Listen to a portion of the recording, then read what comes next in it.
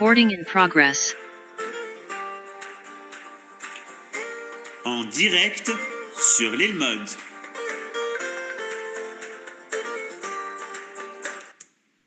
On se retrouve avec le Rav Menachem Ackerman comme chaque semaine, mais cette semaine, c'est bien sûr tout particulier, puisqu'il y a encore quelques heures, nous n'imaginons pas ce tournant décisif dans la guerre face à l'Iran. Et donc, Rav Ackerman, tu as décidé de rester toujours dans les enseignements de Kol Hator, mais de nous parler aujourd'hui de douleur et délivrance. Manito avait l'habitude de dire qu'il fallait savoir dans quel chapitre du Tanakh de la Bible nous nous trouvons. Et toi, tout au cours de l'année, tu nous enseignes justement ce processus de Géoula, de délivrance, mais tu veux particulièrement ce lundi nous parler de la douleur qui existe dans la délivrance, toujours selon vos enseignements du Gaon de Vilna, des Chavad Arav. Cette démarche active du commencement, Messiata d'Ishmaï. C'est-à-dire que, en fait, si vous reprenez de par vous-même le texte du Kol Hator du premier chapitre, vous verrez que ce premier chapitre est véritablement un chapitre qui met en place toutes les notions essentielles de la Géoula du Mashiach ben Yosef.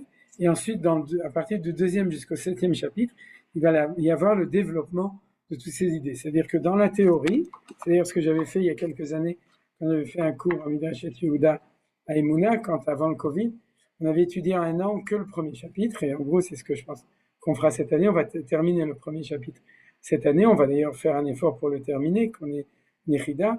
Quelqu'un qui a étudié le premier chapitre, il connaît toutes les grandes idées du Gaon de Vilna. Ce qui lui manque, c'est, comme toujours dans la Torah est infinie, donc encore des développements et encore des réponses à des questions et un approfondissement de tout. Donc, et je vous rappelle d'ailleurs des Hagav, et j'étais étonné parce que hier je cherchais le texte en hébreu, et j'ai vu qu'il se trouve, Kol Hator, c'est une révolution, parce qu'avant c'était un livre introuvable, il se trouve dans Wikitext et dans Safaria, c'est-à-dire en hébreu, je parle pas en français, il n'y a que chez nous, c'est-à-dire, mais en hébreu, si vous cherchez le Kol Hator en hébreu, vous l'avez très facilement, vous mettez dans l'internet, et vous trouvez tout de suite le Kol Hator, directement orienté dessus. Donc c'est très facile d'accès. La seule question, c'est est-ce que c'est très facile de compréhension. Alors voilà. Donc, le 8e paragraphe du premier chapitre, le Rav Hillel de Shklov a donné au nom du Graal les 7 démarches actives du commencement avec l'aide de Dieu. C'est-à-dire que jusqu'à maintenant, il y avait de la théorie, il y avait aussi beaucoup de pratiques, mais il y avait aussi beaucoup de fondements théoriques. C'est-à-dire que comme dans les 7 premiers, on a appris les fondements théoriques de Mashiach ben Yosef, et maintenant, il va nous donner 7 démarches actives, pratiques, donc du commencement avec l'aide de Dieu. Donc, c'est-à-dire, la vérité, c'est que c'est un petit peu difficile de faire la différence, parce qu'il y a beaucoup de théories dans la démarche active, et il y a aussi, on a vu aussi pas mal de choses actives, de manière générale, dans la première partie. Mais c'est pas grave, c'est quand même bien organisé. Alors, quelle est la première des 7 démarches actives du commencement? C'est Havalim Veneimim, douleur et plaisir, c'est comme ça qu'on a traduit. C'était un petit peu difficile de traduire, et aujourd'hui, je l'ai traduit dans le titre de douleur et délivrance. D'ailleurs, j'ai exprès choisi ces 2 mots, douleur et délivrance, parce qu'ils font partie d'un autre processus que le processus de la Géoula. C'est lequel? Dans quel processus il y a des douleurs et une délivrance à la fin? L'enfantement. Voilà, l'enfantement, l'accouchement. Et c'est clair que le Gaon de Vilna, il l'a déjà cité, on verra des psukim ici, il voyait la raison pour laquelle il y a en même temps des super bonnes choses, et ce qu'il appelle plaisir dans la traduction, c'est difficile. C'est pour ça que j'ai mis en Neimim, Chavalim Beneimim, parce qu'il y a un verset, Chavalim Beneimim, c'est il me semble dans Shir HaShirim, c'est dans Shir HaShirim. Et donc, c'est pour dire que dans la Géoula, on aura toujours ensemble des douleurs et des choses bien. Bien entendu, la comparaison avec l'accouchement, avec l'enfantement est évidente. Il y a une grande nouvelle extraordinaire dans un enfantement, c'est la naissance de l'enfant. Mais normalement, depuis l'histoire du Etzadat Tovara, il y a aussi Be'etzev. Il y a aussi des douleurs de l'enfantement. C'est-à-dire, je vous ai déjà dit, quel bracha on fait quand on vous fait une péridurale, boré péridurale. Donc, et donc il y a moins de douleur, mais c'est pas vrai, parce que la Gemara elle dit dans Masechet Hérouvine, elle dit que quand Dieu a dit à Chava, Be'etzev tildi banim, c'est-à-dire elle le dit comme ça, Chevle Erayon, la difficulté de tomber enceinte, Chevle Ibour, les souffrances jusqu'à ce que tu tombes enceinte, Chevle Ibour, les souffrances des 9 mois de grossesse, Chevle Leda, les souffrances de l'accouchement, Chevle Gidul Banim, et la souffrance d'élever les enfants.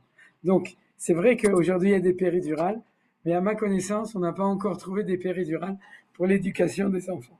C'est-à-dire que ça, on ne nous a pas économisé les difficultés, et pour autant que je sache, personne n'a encore trouvé une solution pour ce genre de problème, sans parler, comme je l'ai dit, des difficultés de ceux qui n'arrivent pas à tomber enceinte, et on leur souhaite qu'Akadosh Baruch Hu yifkod otam, et ça a commencé avec les imaot, et puis les souffrances aussi de la grossesse, et même avant les souffrances. Donc, en fin de compte, l'idée qu'il y a dans des grands événements extraordinaires aussi, ils sont accompagnés de douleurs, c'est quelque chose qui est compréhensible, et c'est de ça que nous parle aujourd'hui le Gaon.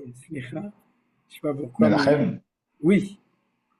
peut-être qu'il y a une différence avec l'accouchement, puisque l'accouchement, on a cette notion de la douleur continuelle, puis après, il y a une délivrance. Alors que là, semble-t-il, on parle qu'en même temps, on a ce sentiment des fois de souffrance et des fois de voir des choses extraordinaires. Et c'est concomitant, c'est dans le processus qu'il y a les deux éléments. Alors que dans l'enfantement, on a l'impression qu'il y a la douleur, puis l'accouchement qui se termine. Alors que là, Oui. on vit une période où on vit les deux en même temps. Ça, je suis d'accord avec toi, mais c'est pour ça que j'ai amené la Gemara des Hérouvines, qui disait qu'une fois que tu as couché ton gosse, il y a les douleurs de se réveiller toutes les nuits parce que le bébé il pleure, ensuite c'est les accompagner quand ils vont à l'école, et ensuite les accompagner quand ils ont 45 ans ou 50 ans, et que nous, on est un tout petit peu après, et qu'il y a encore des choses, hein, Marc, je pense pas que tu connaisses, mais, et d'ailleurs, regarde Mazal Tov, si déjà, pour la naissance de ton petit, David, le fils de Samuel, David il s'appelle. David Ameler, qui a été oint par Samuel, son père. Il a fait Mod Baruch Hashem, Shetisku, le Gadlo, le Torah, le Rupol, Masim Tovim, Benachat Vesimcha, c'est Gam Ken Liot, Ben, Neyman, les Am Israël, Torah Israël, Medinat Israël. Toda.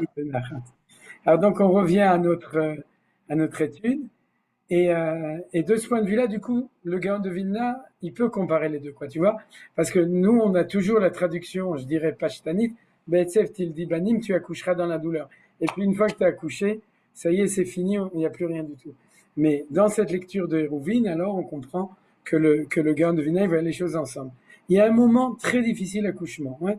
Je dirais que l'accouchement, c'est 48, et les douleurs, c'est 39-45. Si vous voulez prendre ça comme comparaison, parce que c'est dans le même assort, c'était dans les mêmes années où on a eu une douleur paroxysme et en même temps une naissance au paroxysme sévère. Mais c'est clair que pour le Gaon de Vilna, ce qu'il veut nous apprendre, c'est que dans la mesure où c'est des grands événements comme ça, et que c'est Torah Mashiach ben Yosef et pas Mashiach ben David, parce que Mashiach ben David, il arrive comme sur un nuage, et donc ça se passe autrement. Mais en tout cas, avec Mashiach ben Yosef, c'est la loi, c'est obligatoire que toute grande chose va arriver avec une douleur parallèle, ouais, qui est co-associée. Alors, vous avez compris pourquoi j'ai décidé de le faire, parce qu'aujourd'hui, ce qu'il y a d'absolument extraordinaire, c'est la force de Am Israël. Jusqu'à maintenant, on parlait des soldats, et on parlait des femmes des soldats, et on parlait des enfants des soldats ou des parents des soldats, etc., qui sont à la guerre depuis 1 an et demi. Et maintenant, de manière claire, beaucoup plus que jusqu'à maintenant, c'est-à-dire, on est aussi une guerre totale où le Horef y combat comme le front dans sa résistance, dans sa capacité d'avoir Orechuar, c'est-à-dire d'avoir, comment on appelle ça, Orechuar, d'avoir de la persévérance, c'est-à-dire avec toutes les difficultés du nombre de gens qui sont déjà tombés à cause des missiles de Imar Shomam des Iraniens, et je parle des morts, je parle des blessés, je parle de toutes ces maisons qui ont été détruites, bien que ça c'est Kaparat Avonot, c'est des choses qui ne seront pas difficiles à reconstruire. Baruch Hashem, c'est pas Gaza. C'est-à-dire, ils ne réussissent pas, ils ne réussiront pas à nous faire ce que nous on réussit à faire là-bas. C'est-à-dire, mais malgré tout, on est dans un temps aujourd'hui depuis quelques jours où il y a les deux choses ensemble, une victoire extraordinaire, incroyable, c'est-à-dire de notre armée et de tous ceux qui sont tout autour de l'armée, et en même temps une difficulté que nous sommes en train de vivre, c'est-à-dire que Baruch Hashem, Jérusalem, on est plus protégé, ouais, parce qu'ils veulent pas faire sauter la mosquée, ce qui est dommage, c'est-à-dire, mais en tout cas, il y a moins de choses, et comme d'autres endroits d'Eretz Israël, mais bien entendu, Am Israël, Echad, ou Meyuchad, ou Meuchad, on est tous ensemble, et si les gens de Ra'anana, de Tel Aviv, de Betar Tikva souffrent, alors nous on souffre avec vous aussi bien entendu, et on est avec vous dans votre difficulté, dans votre souffrance. Mais Baruch Hashem, ouais, c'est exactement ce qu'on a déjà appris dans un texte précédent, d'un des paragraphes précédents, où il parlait de Chevlé, Mashiach aussi, et il parlait de ses souffrances déjà à ce moment-là, mais là-bas, il parlait des souffrances sans parler de la concomitance obligatoire entre les deux. Ouais, il a moins insisté dessus. C'est pour ça qu'ici, il parle, si vous voulez, des 7 démarches actives. C'est pas vraiment actif, c'est de la théorie, c'est-à-dire, mais c'est promoteur d'activité. Parce que, en fin de compte, vous comprenez très bien, ouais, chaque fois qu'on a commencé à faire quelque chose d'important dans notre vie, on a monté notre entreprise, on a commencé à étudier, travailler notre métier, on a fondé une famille, on a fondé un couple, on a toujours été dans Chavalim Veneini. On a toujours été dans la difficulté qui accompagnait quelque chose de grand dans notre vie. Et le plus grand danger qui guette des gens comme ça, c'est ce qu'on appelle l'image d'Épinal. C'est-à-dire l'éducation débile qu'on a tendance des fois à donner à nos enfants ou dans certaines cultures, ce qu'on appelle les contes de fées. C'est-à-dire, ah, tu vas te marier, le mariage, ouais, c'est le coup de foudre, et puis toute ta vie, tu vas être dedans, ou bien tu vas avoir des enfants, tous tes enfants seront tous des tzadikim, et puis ils vont toujours faire exactement ce que tu leur demandes de faire, et puis ils vont s'occuper de toi, t'inquiète pas, quand tu seras un peu plus âgé, et puis ils seront tous bien entendu très religieux, et puis ils auront une super parnassa, et bien entendu, ils n'oseront jamais te contredire, c'est-à-dire chas v'shalom, ouais, c'est-à-dire, vous comprenez, et puis c'est la même chose, tu vas monter une boîte, d'accord, tu vas vendre des armoires par exemple, et bien tu vas t'imaginer que ça va rouler comme il faut tout le temps, etc. Ma pitom, la vie elle n'est pas comme ça. Et alors, le plus grand danger, c'est de dire, ah, je me suis trompé, c'était pas la bonne femme, c'était pas les bons enfants, c'était pas la bonne entreprise, c'était pas la bonne alia, j'aurais mieux fait d'aller à New York que de venir en Eretz Israël, etc. Parce que c'est dur, c'est difficile. Ouais, c'est-à-dire, je souffre. C'est-à-dire, vous connaissez ce genre de truc. Ah, pourquoi c'est difficile? Ouais, peut-être qu'on s'est trompé, etc. Alors, ça, c'est un des plus grands dangers qui guette le sionisme.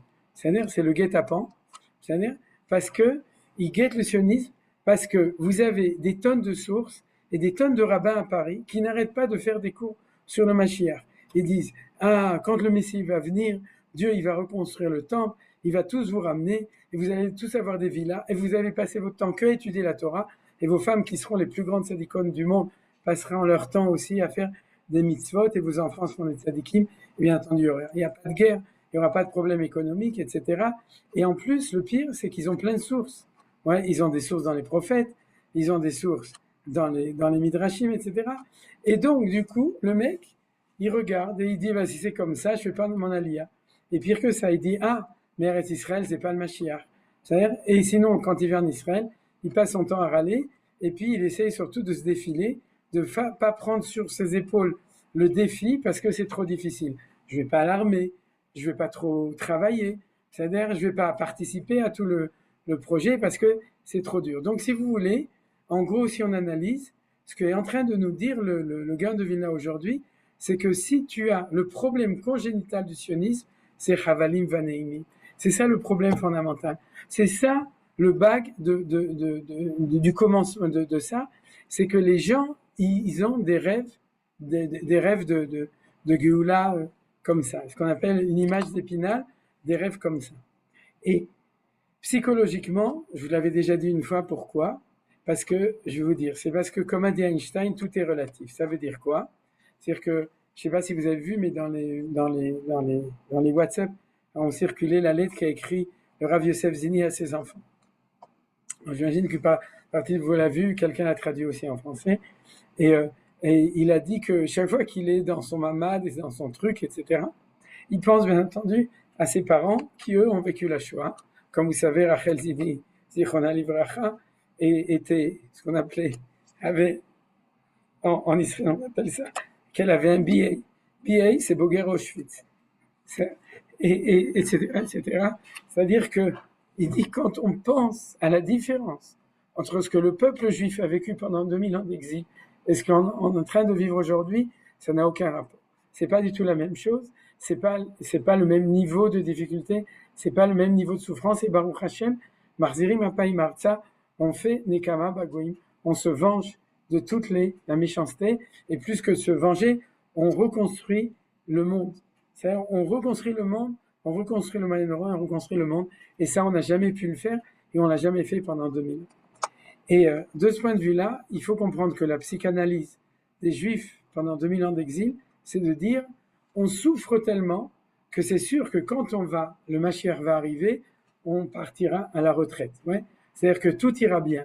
Et le Gaon de Vilna le savait, parce qu'il était au milieu de ses ouailles à Vilna, entre autres. C'est-à-dire, il se promenait, il connaissait, et il entendait que les rabbins déjà de son temps n'arrêtaient pas de faire des cours de Mashiach, ouais, où il promettait tout ce qu'il pouvait promettre au temps messianique. C'est-à-dire, la barbe à papa sera gratuite, et les trains ils seront gratuits, et tout sera bon, et tout sera bien, et tout sera pour le meilleur, pour le mieux, dans les meilleurs de monde, comme a dit Zadig. C'était comme ça. Et du coup, le Gaon de Vilna avait un grave problème. Parce qu'il était en train de dire aux gens, regardez, il faut amener la Géoula. Il faut amener la Géoula. C'est-à-dire, c'est obligatoire. On a un grave problème. C'est que, aide-toi, le ciel t'aidera. Il ne faut pas attendre que Dieu l'amène. Il faut que vous l'ameniez vous-même. Alors, les gens disent, ok, d'accord. Si tu me promets tout ce que les autres rabbins me promettent, je veux bien faire mon aliyah. Et le Gaon de Vilna, deuxième style, il leur dit, non seulement c'est toi qui dois le faire, mais en plus, je te promets que ça va être difficile. Ouais, je te promets que tu vas suer, je te promets que ça va être dur, je te promets qu'il y aura des morts, qu'il y aura des blessés, qu'il y aura des gens qui vont mourir de malaria en asséchant les marais, qu'on va pas se marrer tous les jours, et malgré tout, il faut que tu me fasses. Alors vous imaginez la responsabilité et la gravité du rôle de Gaon de Vilna, et vous comprenez qu'il n'a pas fini de parler. Ce qu'il disait en 1750, c'est valable pour 2025. C'est-à-dire en Tafshin payé, c'est toujours valable de la même manière. Il faut savoir que tout processus de Geoula Mashiach ben Yosef, c'est Chavalim Veneimim. Il y a de la douleur et il y a du plaisir. Et il y a plus de plaisir que de douleur, mais il y a des grandes douleurs en même temps que les grands plaisirs, et que ceux qui ne sont pas capables d'accepter, de supporter ça, de se construire à l'intérieur une force intérieure, de Emouna, de Bitachon, de Gvura, pour pouvoir non seulement le supporter, mais œuvrer dedans, agir dedans, eh ben, le Gandhila aurait dit, c'est pas la peine que tu viennes. Mais il n'aurait jamais dit, c'est pas la peine que tu viennes, parce qu'il savait très bien que si tu viens pas, ce sera pire. Ouais, il y aura la Shoah, il y aura les pogroms, etc. N'oubliez pas que Kishinev, c'était aussi après le Gaon de Vilna, ainsi que le pogrom en Syrie de la capitale de Syrie. Comment ça s'appelle? J'ai oublié le nom. Damas. Ouais, le pogrom de Damas qui était à la fin du 19e siècle. C'était après le Gaon de Vilna. Donc le Gaon de Vilna, il disait, En Berera, tu n'as pas le choix, il faut y aller. Comme si quelqu'un disait, je ne me marie pas parce que j'ai vu mes voisins, c'est pas facile la vie de couple, je ne me marie pas. Ou j'aurai pas d'enfant parce qu'il y a Tsar Gidoul Banim, c'est-à-dire ou Tsar Leda. Donc on lui répondra, ben c'est pas grave, tu fais, et puis tu verras, il y a collier, c'est-à-dire il est top et l'enjeu vaut la chandelle. Voilà. Donc ça, c'est l'enseignement qu'on va étudier aujourd'hui. Il faut y avoir confiance préalablement. Dans le texte, en hébreu, je vais le mettre parce que Sarich la da'at merosh. C'est-à-dire, je le dis de mémoire, même si c'est pas, mais c'est tellement mieux en hébreu, j'ai changé 4 fois la traduction hier soir pour être sûr d'être le plus fidèle. C'est-à-dire, Sarich la da'at merosh. Merosh, c'est avant que ça commence. C'est pas maintenant qu'on est déjà depuis 70 ans de l'État d'Israël qu'il faut commencer à éduquer les gens, à leur dire prépare-toi à ce que ça va être difficile, qu'il n'y a pas de victoire sans blessés et sans victimes et sans morts et sans destruction, etc. Tout ça, dans l'ordre de nature, il n'y a pas de guerre sans victimes, sans korbanot, c'est-à-dire sans personne qui paye le prix malheureusement, et sans famille qui paye le prix. C'est-à-dire, il nous dit le Gaon de Vilna, il l'écrit, il le transmet au XVIIIe siècle. Il dit, si tu veux que la Géoula de Ben Yosef marche, il faut avant que ça commence déjà commencer à éduquer tout le monde. Vous comprenez? Si on prend ça au niveau réel, ça veut dire que quand quelqu'un il fait tchouva et qu'il est à Paris, il faut commencer à l'éduquer à cette éducation de Torah, c'est-à-dire et de Emouna. Il faut lui dire que la Géoula, elle va venir comme ça, et arrête d'écouter ces prophètes de mauvais augure, ces faux rabbins, ces faux prophètes, et il y en a beaucoup, et sur le YouTube vous les trouverez, qui n'arrêtent pas de vous parler d'un Mashiach qui va casser la figure à tous les Arabes, Gog ou Magog, et puis après que les Juifs, tout ira bien et tout ira encore pour le mieux du mieux. C'est-à-dire, c'est des faux prophètes. D'ailleurs, il y a dans le Tanakh un grand principe. Quand un prophète raconte que des bonnes choses, c'est un faux prophète. C'est une histoire entre Yirmiyahu et Tzidkiyahu ben Kenaana.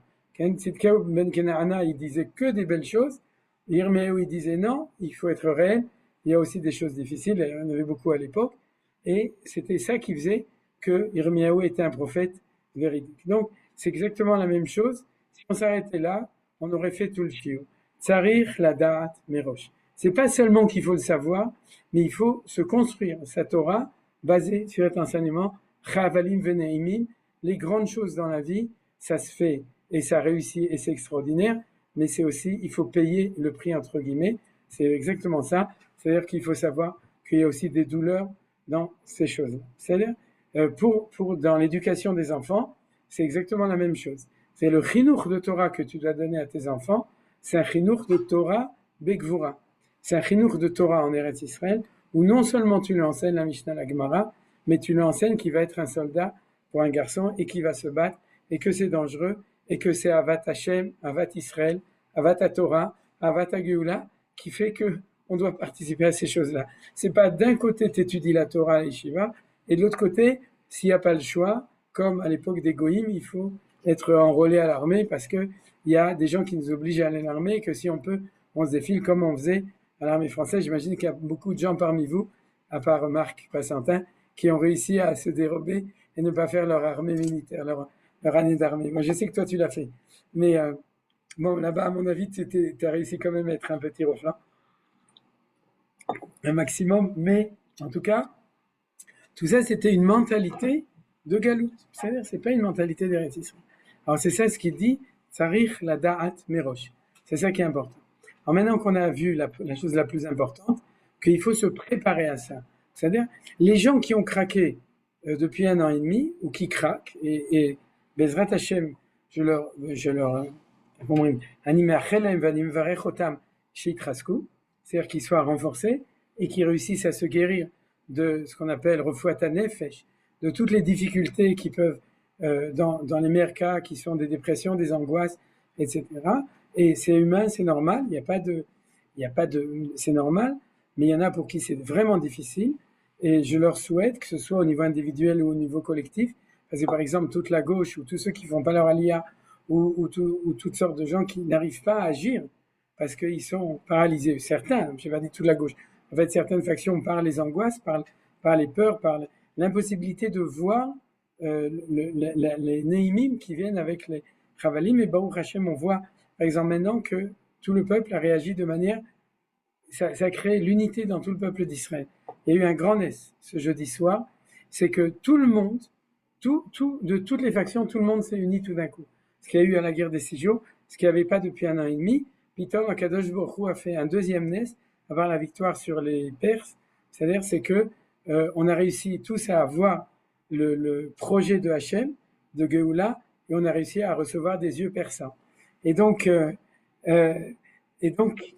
ça c'est aussi un grand ness, et que tout ça, ça fait partie de cette éducation, de cette préparation, de se construire au fait d'avoir cette capacité de supporter ça, et de voir en même temps Chavalim et Neimim.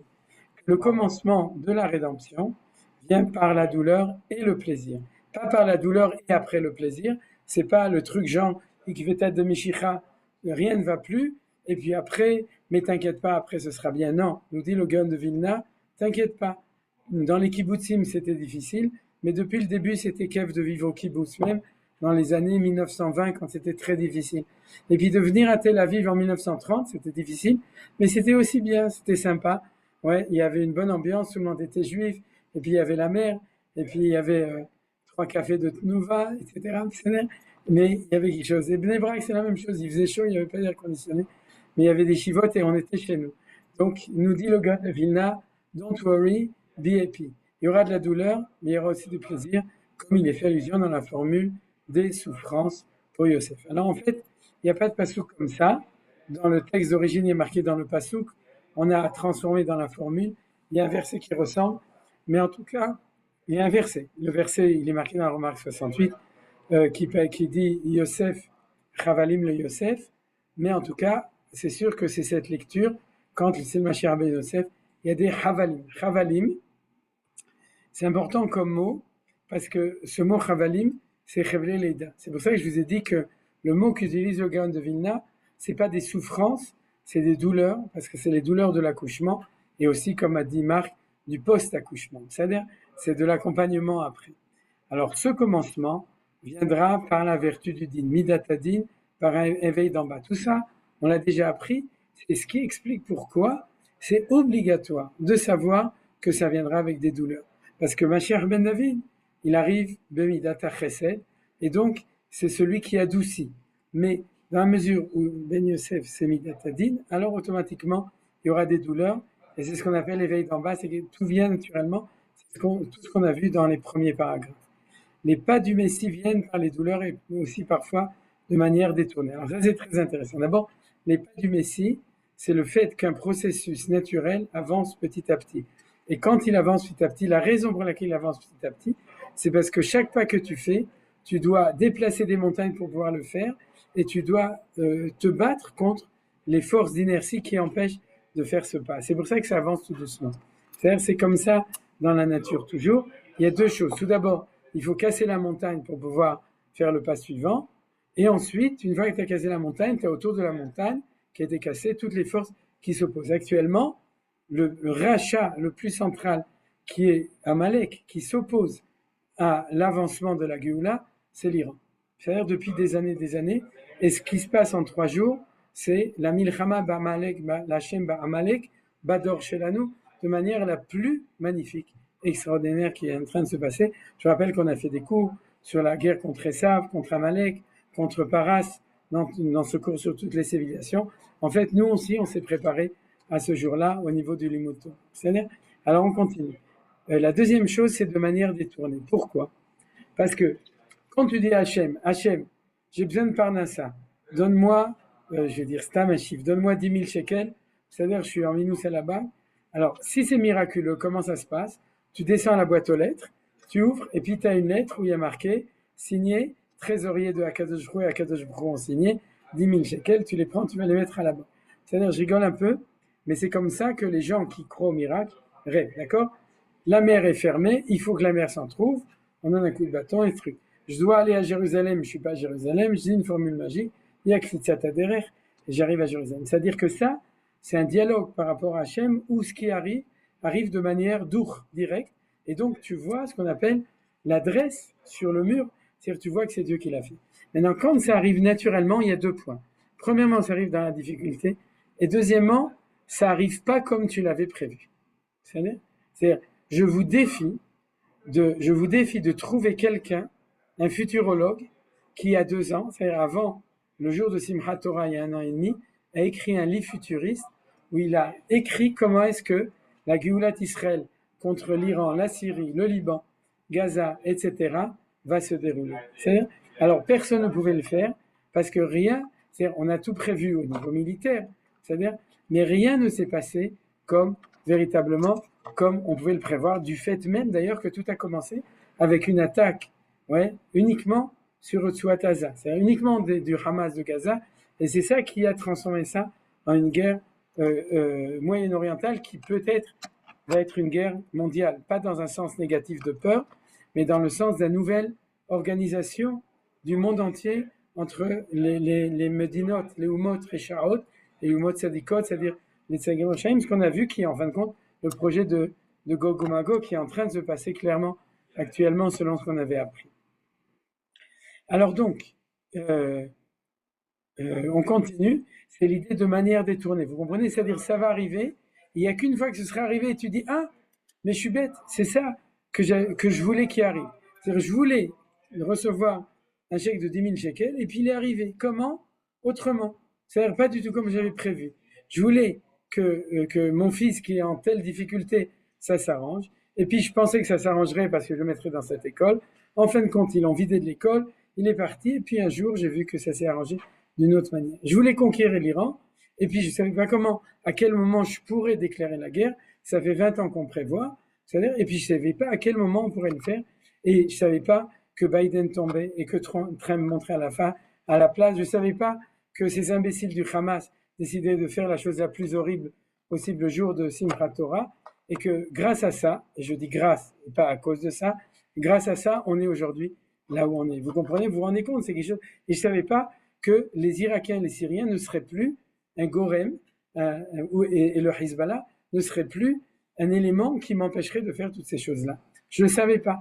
Et je ne savais pas qu'il y aurait une guerre entre la Russie et l'Ukraine qui ferait que le monde est occupé à d'autres choses, les Russes qui sont des Rechaïm, ils sont occupés à d'autres choses et que du coup, ils n'aident pas les Syriens, ils n'aident pas les Iraniens, etc. Tout ça, je ne le savais pas. Et voilà, c'est ce qu'on appelle de manière détournée. Mais d'un autre côté, la vertu de Chesed peut intervenir en contrepartie de l'ordre de ce qui est dit dans le verset.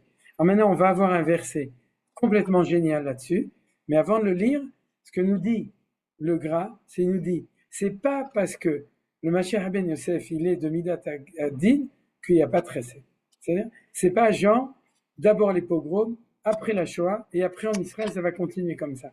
Comme disent justement tous ces rabbinim de mauvais augure, qui voient que Rakra Kol Hayom, ils voient le mal. Il faut être honnête, ils voient aussi les belles choses quand ils arrivent, mais de manière dans leur système de pensée. C'est-à-dire, ils vont faire tchouva, parce que sinon ça va être le truc, et puis que tchouva, que Shabbat, que kashrut, etc.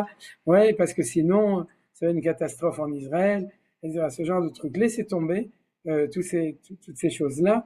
Le Gaon de Vilna nous dit, je te signe et je te garantis, moi, Gaon de Vilna, en 1750, que ça va être dur, mais que dans chaque chose dure qui s'appelle Midat Adin, il y aura autant de chesed que de din au même moment. C'est promis, c'est juré. En Eretz Israël, il y a du din et il y a aussi du chesed. C'est ce qu'il est en train de dire. Alors vous savez où c'est marqué, regardez ce verset. Personne n'a jamais enseigné comme le Gaon de Vilna. Lorsque Yaakov doit bénir les deux enfants de Yosef, il est en train d'écrire le programme de la Géoula du Mashiach ben Yosef. Vous êtes d'accord? Et Yaakov, c'est Israël, il connaît. Yosef lui amène ses deux fils, Ephraïm et Ménaché, et puis il lui amène pour qu'il les bénisse. Et Yaakov Avinu, il s'occupe pas des histoires de ses petits-enfants, de savoir s'ils vont recevoir des bonbons au Beth Knesset. Il s'occupe d'imprimer dans la Torah, dans sa vision prophétique, le programme de la Géoula du Mashiach ben Yosef. Qu'est-ce que fait Yosef, Hatzadik? Il lui amène ses deux fils en mettant Ephraïm à droite de Yaakov et Ménaché à droite de Yaakov et Ephraïm à gauche de Yaakov. Pourquoi? Parce qu'il y a un grand secret. C'est le secret de la Hitkalelut. C'est quoi le secret de la Hitkalelut? C'est que dans chaque valeur, il y a les deux valeurs. C'est-à-dire, dans Yosef qui est dit, il y a quand même de la sardine qui est du chesed. C'est-à-dire, il y a aussi du chesed à l'intérieur. C'est comment est-ce que être chesed dans la Gvura. Par exemple, comment être un soldat qui fait tout son travail d'éliminer les goïms, mais qui reste dans le chesed.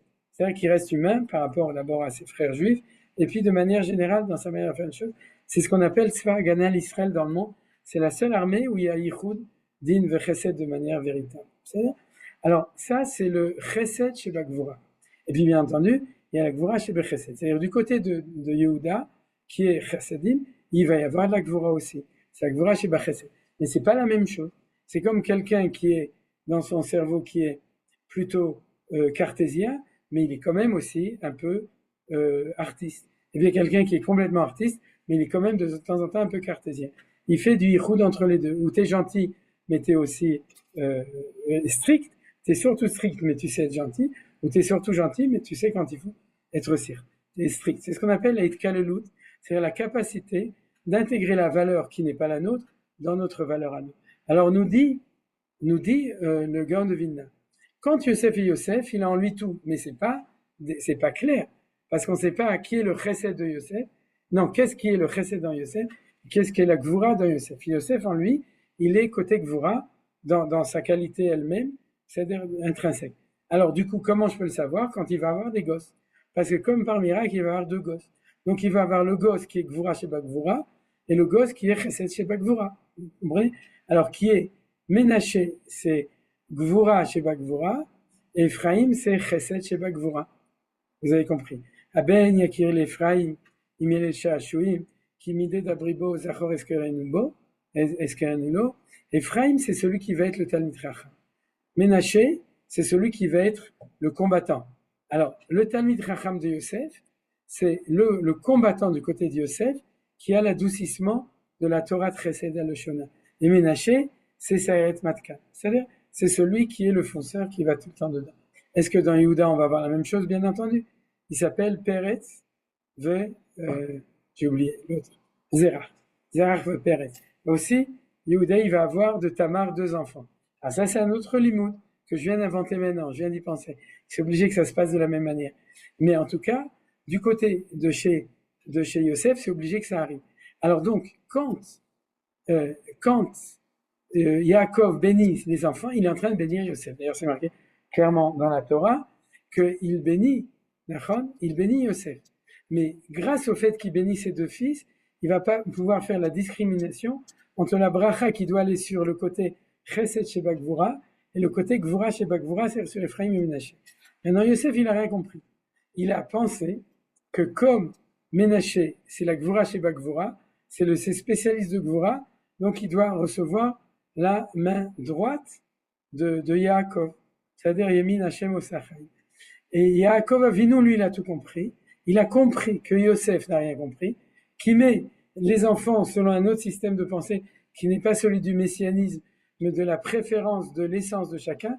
Il dit, moi je suis Gvura, Ménaché c'est Gvura, je sais pas Gvura, donc c'est lui qui doit être un droit.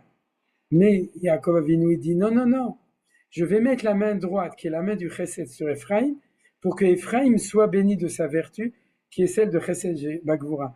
Et je vais la mettre la main gauche, qui est celle de la Gvura chez Bagvura, sur la main de Ménaché, pour qu'il soit béni de sa vertu. Seulement, tu as bien fait, Yosef, de le mettre à l'envers. Pourquoi? Parce que si je mettais Ephraim à droite et Ménaché à gauche, c'est-à-dire comme toi tu penses, moi Yaakov, que j'ai pensé que tu aurais dû faire, alors que tu as fait le contraire, d'accord? Vous avez compris, puisque Yosef soulève les mains de Yaakov pour les corriger. Quand il fait bras croisés, il lui dit, mets les mains comme il faut, tu t'es trompé, j'avais pensé ce que tu avais pensé. Il dit, Yaakov, tu n'as rien pensé à ce que j'avais pensé, mais tu as bien pensé quand même. Pourquoi? Parce que dans la mesure où la vertu de droit de Chesed n'est pas la vertu essentielle de Yosef, il faut que celui qui la reçoive soit du côté le plus faible et que la vertu essentielle soit du côté qui est la plus forte. Donc il faut que Ménaché soit à droite, qui est côté fort. Il faut que Ephraim soit à gauche, qui est du côté le plus faible, pour dire que la vertu essentielle, c'est celle de la Gvura chez Bagvura, puisque c'est celle de Yosef, mais il faut que la vertu du Chesed de Yaakov soit sur la tête d'Ephraim. Vous avez compris? Vous avez compris le cours? C'est toute la discussion qui a marqué dans la Torah, vue du côté de la Kabbalah et de la promesse messianique que Yaakov a entrevue dedans et que Yosef n'a pas entrevue. Parce que Yosef, c'est la raison pour laquelle il était en discussion avec Yehuda. Parce que pour lui, il ne voyait pas encore le Chesed Sheba Gvura. Il voyait que Yehuda était que Chesed et qu'il n'était que Gvura et que du coup, il fallait qu'il y ait un conflit entre les deux. Et Yehuda aussi disait qu'il fallait un conflit parce que c'est ou toi ou moi. Et il ne pourra y avoir la paix que quand les deux seront réunis ensemble. Et quand Yehuda et Yosef fait la paix, alors Yaakov va pouvoir bénir Ephraim et Ménaché de cette manière-là. Et c'est comme ça qu'on bénit nos enfants, parce que c'est marqué dans la Torah. Kacha Yevarech Israël. Yaakov dit chaque fois que tu feras une bracha à tes enfants, tu diras pas Yesimcha Elohim qu'Avraham, Yitzhak et Yaakov, comme on dit aux filles, et tu diras qu'une seule chose, qu'Ephraim et Ménaché. Parce que tu annonces le programme messianique. Tu annonces que le peuple juif sera dans l'Aïtkalelou du Chesed et la Gvura au moment du Mashiach ben Yosef, où le koach essentiel sera Gvura, mais il y aura aussi dedans le Chesed. Vous voyez, tout ça, c'est marqué dans ce passage. Vaishlach Israël et Yemino. Yemino, donc, c'est sa main de Chesed. Vayeshet el Rosh Ephraim. Il l'a mis sur la tête d'Ephraim, car c'est la vertu à l'intérieur de Yosef de Chesed et Ephraim. Vehu Atzaï. Il est le plus jeune. Ve'et, il est le plus jeune parce que c'est le secret de la Bechora. Vous vous souvenez ce que dit Maharal sous le mot Bechor, Bet Kafresh, c'est quoi? C'est quoi? Vas-y Nadine. C'est à chaque fois la deuxième lettre. Bête, C'est 228. des unités, des centaines. Exactement. C'est 222 voilà les filles. D'accord, c'est les deux. Pourquoi? Parce que c'est le deuxième, comme dans tout l'enseignement de Manitou, qui va réussir à unifier les deux valeurs. Voilà. C'est le deuxième qui, de naissance, a en lui la capacité d'être lié avec le premier. Alors que le premier, il n'a pas de hitkalelut. C'est-à-dire, si Caïn est Caïn, il est Caïn chez Bekaïn. Il est Gvura chez Bagvura. Et Evel a déjà en lui, ou Shet Yoter Nachon, la Gvura chez Bachesed. Il a en lui la capacité de faire les liens entre les deux. C'est pour ça qu'il s'appelle Bechor 222. Donc, c'est ce qu'on a ici. Vayeshet al Rosh Ephraim vehu Atzaï. Vetsmolo, ouais, al Rosh Menaché. Qu'est-ce qu'il lui a dit, Yosef, à son père? Vas-y, Smolo, c'est pas bien de faire comme tu fais. Mais ça lui a répondu, Yadati Gamani Yadati. Si quel est Yadav qui Menaché à Bechor? Il a, regardez comment il a marqué ici dans la traduction qui ne veut rien dire. Marqué, il croisa ses mains. Quoique Menaché fut l'aîné, c'est pas, il y a marqué parce que. Regardez en hébreu, Nachon, parce que Ménaché est, c'est pas fut, et l'aîné, parce que le pshat, il est très clair. Ménaché est le Bechor de naissance. Et puisqu'il est de Bechor de naissance, il va devenir le deuxième, comme dans tout le Tana, comme dans tout le Sefer Bereshit. Donc c'est le qui, c'est vraiment le qui, d'accord? Et le moins important, c'est Sikel. C'est pas marqué, il croisa, mais il fit preuve Par Sechel. de Chokhma. Voilà, de Chokhma. Ouais, c'est-à-dire, Sechel, c'est l'intelligence, c'est la sagesse. C'est-à-dire, il a exprimé par là toute la sagesse de la prophétie de la venue du Mashiach ben Yosef. Vous avez compris, vous vous rendez compte? C'est-à-dire, qu'on nous indique que ça n'a pas été fait ni par erreur, ni par une espèce si vous voulez, de sagesse patriarcale d'un vieillard aveugle qui a compris qu'il faisait coufouré à son fils, qui a cru qu'ils étaient trompés, il l'a mis dans l'autre sens. Ouais, c'est comme ça que les gens idiolisent la Torah. C'est-à-dire, les gens qui bêtent du Beddin, c'est les gens bêtes. Et donc, mais il y a marqué clairement qu'il y a ici le sechel le plus profond dans un de la Torah. Vous imaginez, il n'y a rien de plus important dans l'histoire que de savoir comment ça va se passer au moment de Mashiach ben Yosef. Alors c'est ça qui est raconté ici. Alors on continue, d'accord, afin qu'au préalable, nous sachions que chaque souffrance sortira une délivrance lors des pas du Messie. Pourquoi j'ai marqué André Méroche? Parce que, qu'est-ce qui est marqué? Il a mis son truc sur le roche, je vais le mettre d'une autre couleur, c'est-à-dire sur la tête d'Ephraïm, et il a mis sur le roche de Ménaché. Qu'est-ce que voulait dire le gars de Vilna quand il a dit Tzarich la da'at merosh, c'est-à-dire quand il dit afin qu'au préalable nous sachions que de chaque souffrance sortira délivrance des pas du Messie, c'est qu'il a compris que dans le verset, le fait que cette bénédiction se fait par le fait de mettre sur la tête, c'est que j'ai une obligation de t'enseigner, de t'inculquer cet enseignement, mes roches depuis le commencement. Vous avez compris?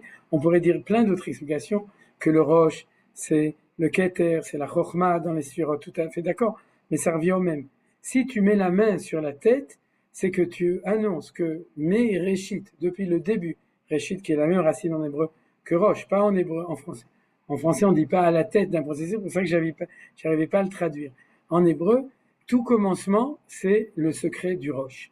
C'est-à-dire, si tu mets tes mains et que tu donnes une bénédiction, c'est que tu dis que c'est quelque chose qui doit être connu depuis Mereshit, depuis le début du processus.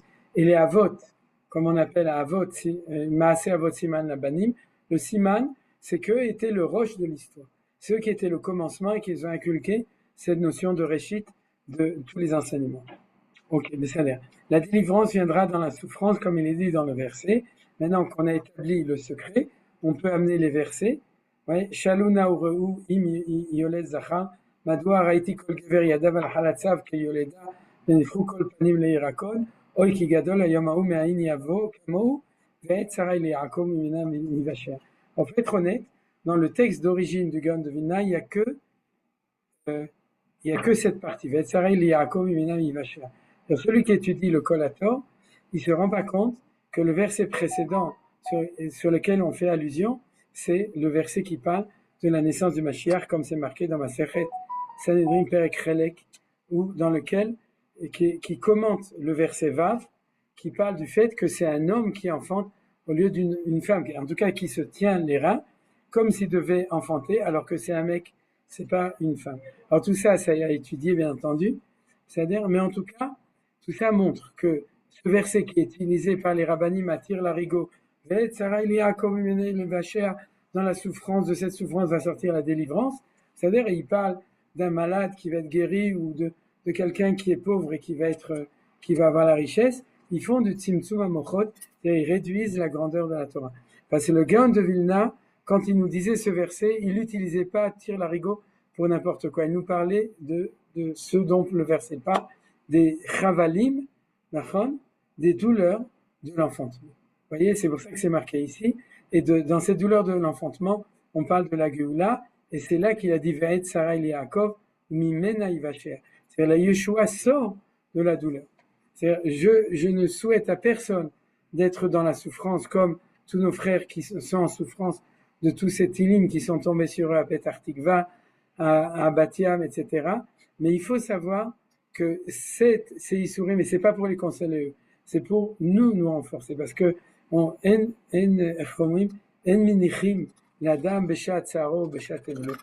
que je suis pas là du tout pour m'adresser à eux, je m'adresse à nous, à Am Israël, pour savoir que toutes ces souffrances au niveau de Am Israël, de la nation, font partie de Etzara Yaakov ou Mimena Yivasher.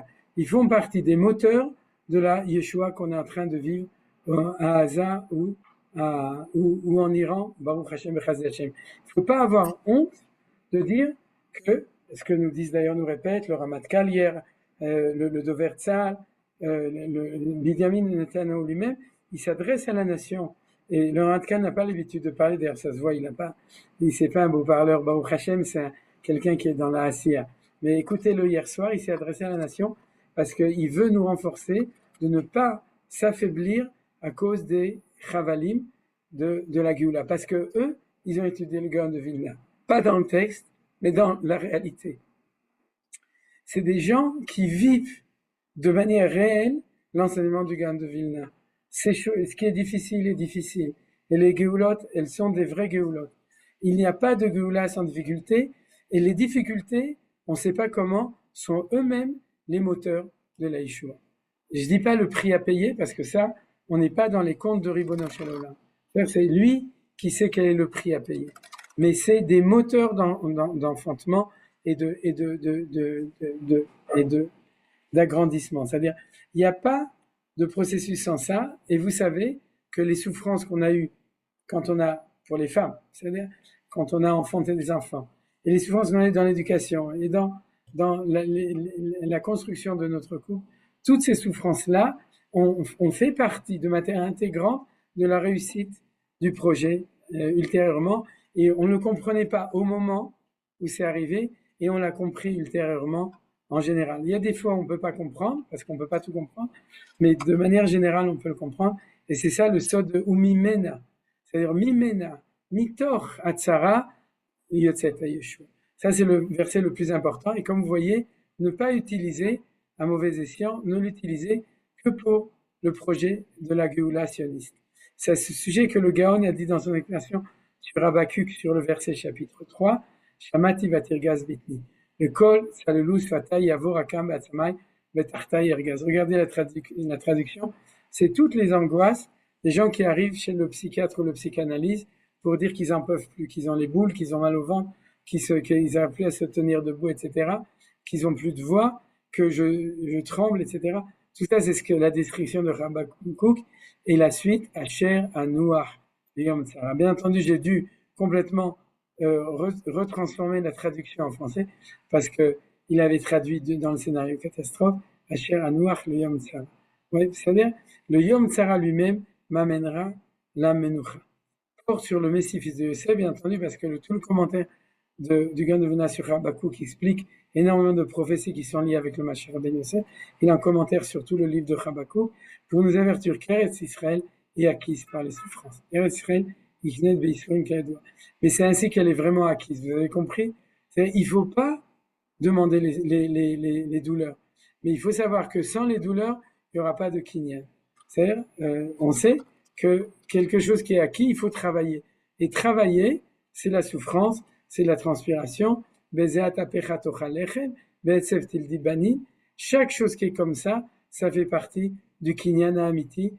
Et Bezrat Hashem, on le sent. On sent qu'un Israël avance dans son kinyan, de sa émouna, de sa... Et on va s'arrêter ici, hein, parce que l'heure est arrivée.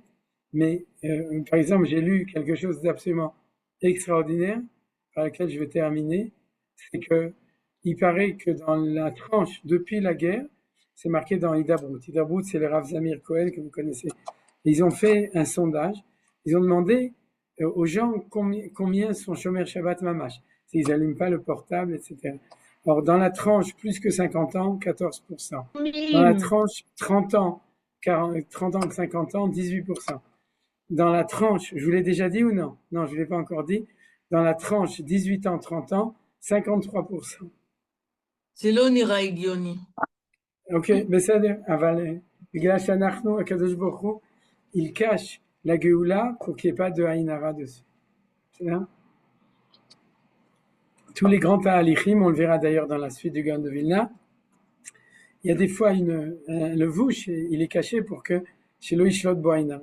Alors moi je vous l'ai dit, mais Bezrat Hashem, c'est pas parce qu'ils font Shabbat que la Géoula arrive. C'est parce que la Géoula arrive que bien entendu la Géoula Rouchanit arrive en même temps.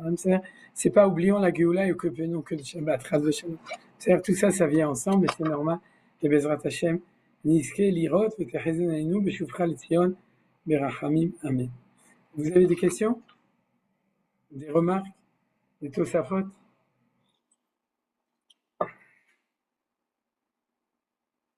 Non?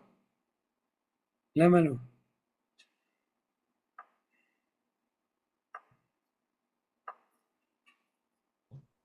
J'ai pas bien compris, Rav. La Gévoura et le Chesed. Comment ça se passe, cette histoire de Ephraim et Ménaché? Alors d'abord, je veux dire quelque chose dans la suite du texte. En fait, le texte, vous l'avez, je vous l'envoie à chaque fois, en parallèle, je crois, en tout cas dans le drive. Et il faudra demander aussi à Johan qu'il le mette régulièrement, parce que chaque semaine, je rajoute des choses qui sont liées avec le shiur de la semaine, et je le mets en page différemment pour que ce soit plus accessible, le texte en français. Mais en tout cas, dans la suite du texte que tu pourras voir, et si tu veux, je l'envoie personnellement, en fait, on n'a pas encore appris qu'il dit que Yehuda et David, ils sont là tout le temps. C'est-à-dire, bien qu'on est dans un temps de Mashiach ben Yosef, on a un ministre, on a des ministres, et on a des mfakdei tsava, et on a des tzadikim surtout, qui amènent l'influx de chesed en même temps que la gvura. Mais ce qu'on a vu dans le développement du Gan de Vilna aujourd'hui, c'est que même dans Yosef, il y a du chesed.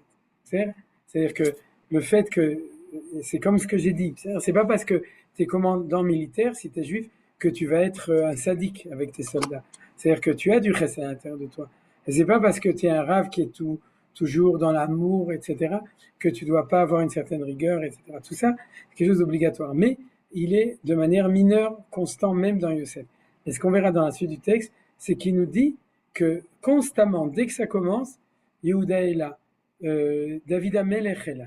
C'est-à-dire, il est là tout le temps. C'est-à-dire que, par exemple, il y a une belle histoire que j'ai entendue Rav Yoshua Zuckerman, qui une fois est allé chez le Baba Salé. C'est-à-dire, il allait chez le Baba Salé, et puis il avait quelques minutes pour lui poser des questions. Alors, vous imaginez pas qu'il lui a pas posé des questions sur la bracha qu'il faut faire sur le vin. C'est-à-dire, il lui a posé des questions sérieuses, et comme il savait que le Baba Salé, c'est le Baba Salé, donc encore plus sérieux. Et chez le Baba Salé, il y avait une habitude, c'est que quand il recevait quelqu'un et que l'entrevue était terminée, il avait sa canne, il frappait 3 fois avec sa canne, et le shemesh, il rentrait, et il sortait la personne, il savait qu'on passait à la personne suivante. Alors, Rav Yoshua Zuckerman Zatzal nous a raconté l'histoire. J'ai entendu de sa bouche. Il est rentré chez le Baba Saleh. Il lui a demandé, est-ce que le Mashiach ben David, il est né? Le Baba Saleh lui a dit oui. Ensuite, il lui a demandé, est-ce qu'il a fait son aliyah?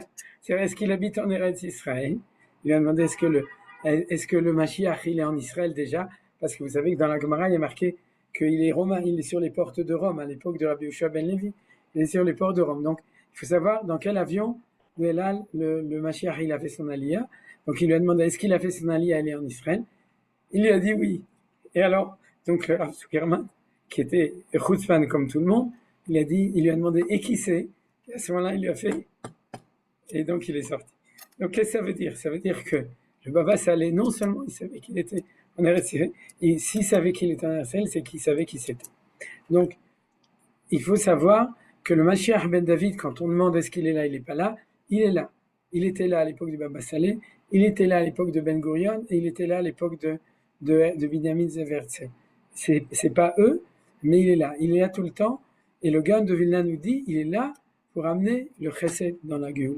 Chaque fois que vous avez les ne'imim dans les havalim, c'est-à-dire les choses ne'imim, le bien qui arrive, il faut savoir qu'il y a le Mashiach au niveau rouchani, au niveau des Anagot Hashem, au niveau de tzadikim qui sont ici à Yerushalayim, mais en tout cas en Eretz Israël, qui sont de l'ordre de Mashiach ben Yosef, de Yehuda et de David, et qui s'occupent de faire ce qu'il faut pour qu'il y ait des chassadim, pas des chassidim, des chassadim dans notre gueule.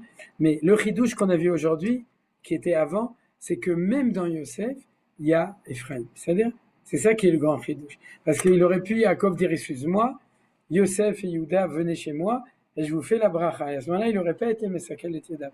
Il aurait mis sa main droite sur la tête de Yehuda, sa main gauche sur la tête de Yosef. Il aurait dit, Yesimcha Elohim, que Yehuda veut que Yosef, et c'est comme ça qu'on bénirait nos enfants.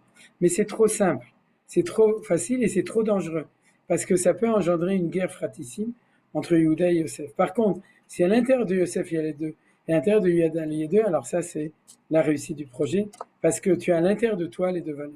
C'est ça la plus grande chose, c'est ça le sod de Sikel et Tiedav. Merci Moshe, parce que tu m'as permis de préciser. C'est le Tiferet. Clair pour moi. Voilà, exactement. Tu sais pourquoi les hommes, ils doivent se couper les cheveux sérieusement? Non? Parce qu'il y a marqué Oter Israël Betif Ara. Et tu sais qui a fait cette blague? Le Rav Chaikin de Aix-les-Bains. C'est lui qui a fait cette blague. Ça prouve que tous les Chachamim savent faire des bons jeunes. C'est-à-dire même à Aix-les-Bains. C'est une preuve de vivacité d'esprit. Si tu n'as pas cette vivacité d'esprit, tu ne peux pas étudier la Torah. Oui, le problème c'est que les bains, c'est l'eau. Et l'eau, Enmaïm et la Torah. Et les vrais bains, ils sont en Eretz Israël. Et qu'eux, ils sont en dehors. Ils sont les bains. Oui. Toda Rabba. Ok, encore une question, une remarque? Bon, ok, mais ça va. Merci d'avoir visionné cette vidéo. Je vous invite à vous abonner à notre chaîne IlMod pour plus de replays, de conférences, de cours, d'interviews. Cliquez sur le bouton juste ici et vous êtes abonné à l'IlMod. À très bientôt.